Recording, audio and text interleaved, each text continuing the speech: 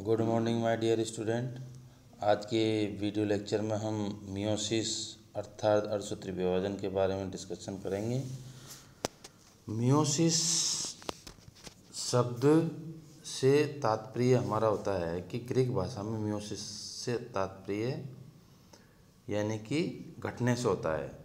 Meiosis शब्द का प्रयोग सर्वप्रथम जे.बी. Farmer JE. मुरे ने 1905 में प्रयोग किया। मियोसिस क्रिया गोनेड्स अर्थात टेस्टिज ओवरी में होती है। जो कोशिकाएं इसमें भाग लेती है इसे मियोसाइटिक्स कहते हैं। मियोसिस क्रियाएं दो प्रावस्थाओं में संपन्न होती है। फर्स्ट आता है हेटेरोटिपिक या रिडक्शन डिवीजन, जिसमें हिंदी में विषमरूपी या न्यूनकारी विभाजन कहते हैं। दूसरा आता है होमोटिपिक या इक्वल डिवीजन अर्थात समरूपी विभाजन कहते हैं। मियोसिस डिवीजन में कोशिका का दो बार विभाजन होता है, जिसके फलस्वरूप चार कोशिकाएं बन जाती है। पहले विभाजन के फलस्वरूप गुणसूत्र संख्या में रिडक्शन होता है, परंतु गुणसूत्रों का विभाजन नहीं होता है। दूसरे विभाजन में गुणसूत्रों के अर्धगुणसूत्र पृथक होते हैं। परिणाम स्वरूप गुणसूत्रों की संख्या जो पहले विभाजन से रिडक्स हो गई थी, दूसरे विभाजन में हैप्लॉइड बनी रहती है। मियोसिस डिवीजन में G2 फेज या तो बहुत ही छोटी होती है या बिल्कुल नहीं होती है। डीएनए का संश्लेषण पूरा होने के बाद में मियोसिस आरंभ हो जाता है। फर्स्ट आता है फर्स्ट मियोटिक डिवीजन। यह विभाजन रिडक्शनकारी डिवीजन होता है, जिसमें सेकंड मियोटिक डिवीजन समसूत्री विभाजन की भांति होता है। फर्स्ट अब इसमें आता है फर्स्ट मियोटिक डिवीजन। पहला आता है first prophase stage. First prophase stage में यह प्रावस्था जटिल और अत्यधिक लंबी अवधि की होती है। इस प्रावस्था को हम 5 उप सब प्रावस्थाओं में विभाजित किया गया है, जो क्रमशः लेप्टोटीन, जाइगोटीन, पैकाइटीन, डिप्लोटीन और डाइकाइनेसिस है। फर्स्ट आता है लेप्टोटीन। लेप्टोटीन को लेप्टोनीमा भी कहते हैं। यह मियोसिस की सबसे पहली प्रावस्था होती है, जिसमें केंद्रक का आयतन बढ़ जाता है, अतः बड़े परिणाम का दिखाई देता है।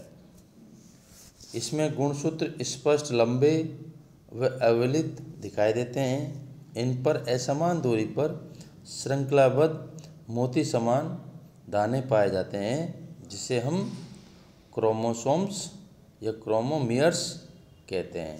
जिसे हम क्या कहते हैं? क्रोमोमियर्स कहते हैं। गुणसूत्र 2 क्रोमेटिड युक्त होते हैं, किंतु अत्यधिक लंबे होने के कारण ये एकल प्रतीत होते हैं। इनकी लंबाई अधिक होने के हालांकि ये 2 क्रोमेटिड होते हैं, लेकिन इनकी लंबाई अत्यधिक होने के कारण ये कैसे सिंगल दिखाई देते हैं। कुछ कोशिकाओं में गुणसूत्र का अग्रभाग न्यूक्लियर मेंबर के समांतर लगा रहता है। शेष भाग कोशिका द्रव में उपस्थित होता है। अतः ध्रुवीकरण की यह अवस्था ब्यूके स्टेज कहलाती है। यानी कि कुछ कोशिकाओं में जो गुणसूत्र का अग्रभाग होता है, न्यूक्लियर मेम्ब्रेन होती है, उसके पैरेलल लगा रहता है, और शेष भाग होता है वो किसमें होता है? साइटोप्लाज्म न्यूक्लियोप्लाज्म में उपस्थित होता है। अतः ये अवस्था जो कहलाती है ध्रुवीकरण की, यह अवस्था क्या कहलाती है? ब्यूकेंट स्टेज कहलाती है।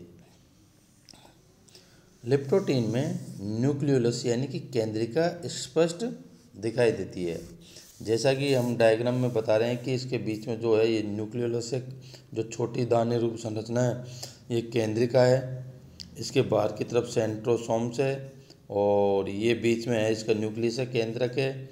इसके अंदर क्रोमोसोम्स है और इसके अंदर जो लिक्विड पदार्थ भरा रहता है वो है साइटोप्लाज्म है। सेकेंड स्टेज आती है जाइगोटीन या जाइगोनीमा। जाइगोटीन से तात्पर्य हमारा है, जाइगोटीन का मतलब होता है पास आना। समजात गुणसूत्र पेयर यानी कि जोड़े बनाते हैं। यह सबसे महत्वपूर्ण जाइगोटीन होती है, मियोसिस की सबसे महत्वपूर्ण प्रावस्था होती है, जिसमें होमोलोगस क्रोमोसोम्स यानी कि आधे n गुणसूत्र मदर से और आधे n फादर से युग्म पेयर बनाते हैं, जिससे ये बाइवेलेंट कहलाते हैं। प्रत्येक होमोलोगस क्रोमोसोम्स जो बाइवेलेंट में भाग लेता है 2 क्रोमेटिड का बना होता है, जिसे हम सिस्टर क्रोमेटिड कहते हैं। प्रत्येक बाइवेलेंट में 2 गुणसूत्र भाग लेते हैं, अर्थात एक बाइवेलेंट में 4 क्रोमेटिड होते हैं, जिन्हें हम टेट्राड कहते हैं।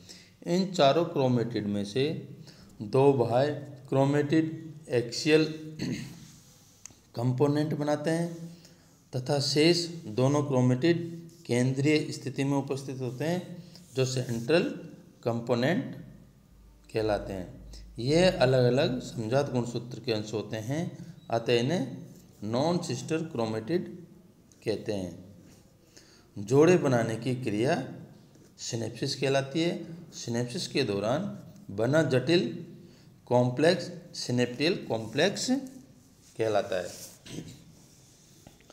सिनेप्टियल कॉम्प्लेक्स शब्द का प्रयोग सर्वप्रथम मोसेज नामक वैज्ञानिक ने 1956 में किया। इस कॉम्प्लेक्स में 3 सघन रेखाएं समांतर दूरी पर स्थित होती है। लिप्टोटीन स्टेज में एक एक्सियल फिलामेंट्स पाया जाता है, जो नेप्टियल कॉम्प्लेक्स के लेटरल इलामेंट्स में रूपांतरित हो जाता है। कॉम्प्लेक्स का निर्माण जाइगोटीन स्टेज में होता है। इन कॉम्प्लेक्स के 3 घटकों में से एक सेंट्रल एलिमेंट तथा 2 लेटरल एलिमेंट्स उपस्थित होते हैं। सेंट्रल एलिमेंट्स का व्यास लगभग 150 से लेके 500 एंगस्ट्रॉम होता है तथा लेटरल एलिमेंट का 300 से लेके 500 एंगस्ट्रॉम होता है। केमिकल दृष्टि से लेटरल एलिमेंट्स 2 प्रोटीन तंतुओं से बना होता है। सिनेप्टियल कॉम्प्लेक्स डीएनए तथा प्रोटीन युक्त होता है। काज मेटा निर्माण के समय डीएनए के अंशों में मॉलिक्यूलर स्तर पर खंडों का विनिमय यानी कि एक्सचेंज सिनेप्टियल जटिल के कारण ही संभव है। सिनेप्टियल कॉम्प्लेक्स प्रत्येक बाइवेलेंट के 2 युग्मित गुणसूत्रों के बीच में पाई जाती है और जाइगोटीन पर देखी जा सकती है। पैकाइटिन पर यह संरचना और भी स्पष्ट दिखाई देती है। डिप्लोटीन स्टेज में सिनेप्टियल कॉम्प्लेक्स धीरे धीरे विलुप्त हो जाता है, यानी कि डिप्लोटीन जो स्टेज आती है उसमें सिनेप्टियल कॉम्प्लेक्स होता है वो धीरे धीरे विलुप्त हो जाता है। सिनेप्टियल कॉम्प्लेक्स का मियोसिस में गुणसूत्रों के पेयरिंग और रिकॉम्बिनेशन में महत्वपूर्ण योगदान होता है। जो सिनेप्टियल कॉम्प्लेक्स होता है उसको जो अठसूत्री विभाजन होता है उसमें गुणसूत्रों के जो पेयरिंग यानी युग्मन होता है और उसमें पुनर्योजन होता है यानी कॉम्बिनेशन होता है, उसमें इसमें सबसे महत्वपूर्ण योगदान होता है। जैसा कि ये डायग्राम में डाइगोटीन स्टेज का है, जिसमें बीच में ये सेंट्रोसोम है, ये क्रोमोसोम्स है और 2 गुणसूत्र इसमें बाइवेलेंट क्रोमोसोम्स कहलाते हैं। अब स्ट्रक्चर ऑफ सिनेप्टियल कॉम्प्लेक्स दिखाई दे रहा है, ये क्रोमेटिड है।